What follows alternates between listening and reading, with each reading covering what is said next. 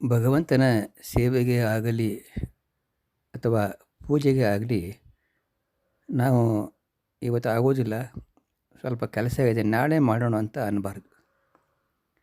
ಇಂದು ಏನೋ ಕೆಲಸ ಇದೆ, ಬೇಸರ ಆಗಿಬಿಟ್ಟಿದೆ, ಇವತ್ತು ಮಾಡೋ ಮನಸ್ಸೇ ಇಲ್ಲ, ನಾಳೆ ನೋಡ್ತೀನಿ, ನಾಳೆ ಮಾಡ್ತೀನಿ ಅಂತ ಅಂದರೆ ಅದು ಯಾವತ್ತೂ ಆಗದ ಕೆಲಸ.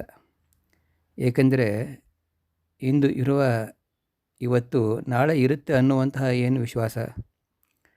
ಕ್ಷಣಕ್ಕೂ ನಮ್ಮ ಆಯುಷ್ಯ ಹೋಗುತ್ತಿರುವಾಗ ನಾಳೆ ಬರುವುದು ಎಂದು ಹೇಗೆ ಹೇಳುವುದು? ಆದ್ದರಿಂದ ನಾಳೆ ಹೆಚ್ಚು ಕಾಲ ಧ್ಯಾನ ಮಾಡ್ತೇನೆ, ಜಪ ಮಾಡ್ತೇನೆ, ಇವತ್ತಿನದು ನಾಳೆಗೆ ಹೊಂದಿಸ್ತೇನೆ, ನೋಡೋಣ ಎಂದೆಲ್ಲ ಹೇಳಬಾರ್ದು. ನೋಡ್ತಾನೆ ಸಮಯ ಕಳೆದು ಹೋಗುತ್ತೆ. ಮಾಡಿದ ಸಂಕಲ್ಪಗಳು ನೆರವೇರದೆ ಹಾಗೆಯೇ ಉಳಿದು ಬಿಡ್ತವೆ. ವರ್ಷ ಕಳೆದು ಹೋದರೂ ಗೊತ್ತಾಗುವುದಿಲ್ಲ. ಆಯುಷ್ಯದ್ದು ಭರವಸೆನೇ ಇಲ್ಲ.